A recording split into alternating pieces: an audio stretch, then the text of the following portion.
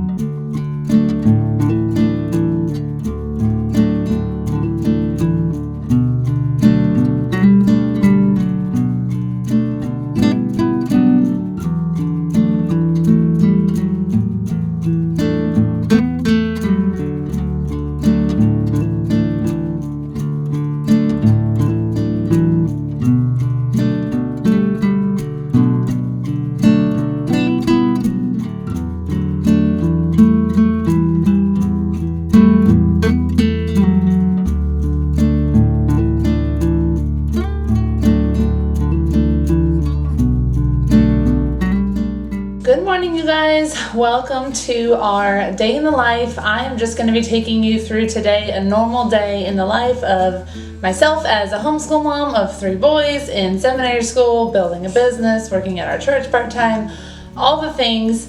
Today is just a normal day at home filled with work in the cracks and homeschool, obviously. Here in a few, we have taken you through our morning routine already. The boys are finishing up their chores now. We are all ready for the day. We're actually going to switch things up just a little bit. Normally we would start school now, but I've been promising a trip to the library all week. It's currently Thursday, and we have just not made it because of us getting to be too late in the day, and then me deciding that the library is the worst place to take 3 tired kids. So today, before we jump into our homeschool day, I'm going to go ahead and take them now to the library to get the books that they've already picked out, pick them up, get home, and then we'll go ahead and start our homeschool routine. So just follow along. I hope that you enjoy this normal homeschool day in the life, and if you have any questions, drop them in the comments below, and I'll see you at the end of the video.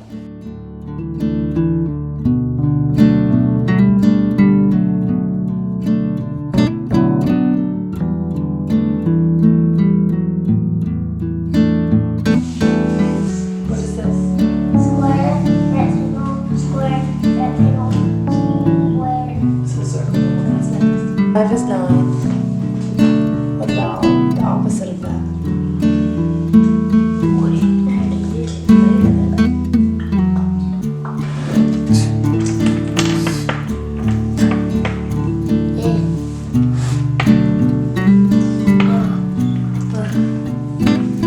I did it all the baby.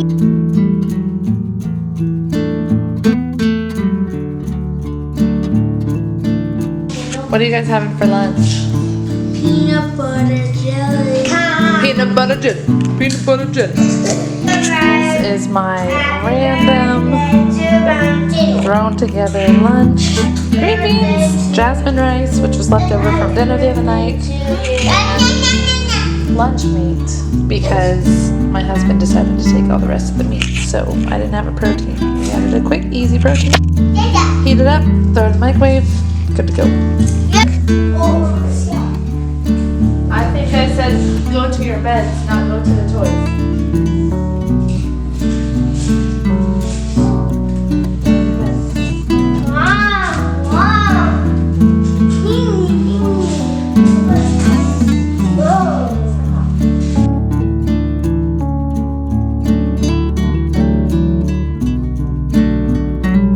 Alright, it is 1:35. I am feeling exhausted. It's been quite a bit of a day. The boys have been just wild. They're just in a season right now where they have so much energy and so much just like noise, I guess is the best way to put it. I'm a very quiet, like calm person, and they are not that way. So we are polar opposites, so it's a lot for me and my introvert self. So I always take the time. I give them a quiet time each day for about an hour in their separate rooms. Luke usually falls asleep. Brian and James are kind of hit or miss. And I take this hour to, 1, sit in the silence for a little bit, but 2, to get work or school done depending on what is going on to-do list-wise. Today specifically, I have some work to get done. I have a podcast to record because it's going out on Monday and I haven't recorded it yet. So I worked on the script this morning, have to record the episode now. But this is just a little bit of the raw, like in the middle of the day feeling. I think a lot of times we see people doing all these things and we're like, man, they have so much energy. We all get tired. We all feel, I don't want to say overwhelmed, but we feel that it's a lot, and it's okay to feel like it's a lot. We're doing a lot of things, especially as a homeschool mom, and I don't want it to ever look like I have it all together and I'm just a little Energizer bunny and I'm always just able to do all the things.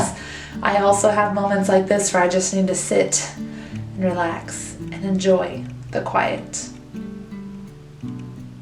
Isn't it lovely? It's so beautiful.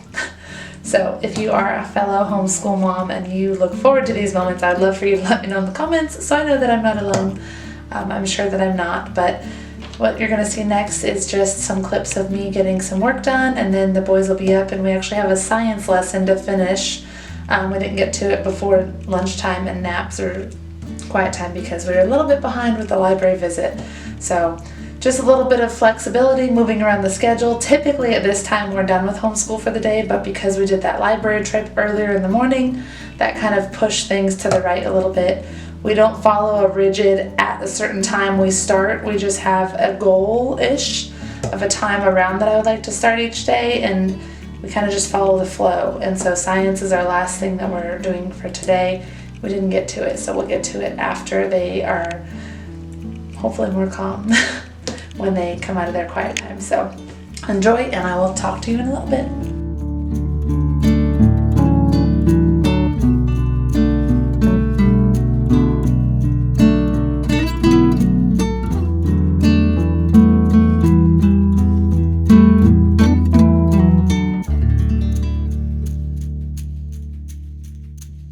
I thought I would show y'all what I have been using to keep track of my to-do list. So as you guys probably know, I have a million to-dos, and they're all in different areas of my life. So I do lots of different things for different, I don't want to say companies or businesses, but like I work for our church, and then I have my Finding Freedom Co. business, and I run a podcast, and I have personal to-dos, and I have new products that are launching for the 2024 year.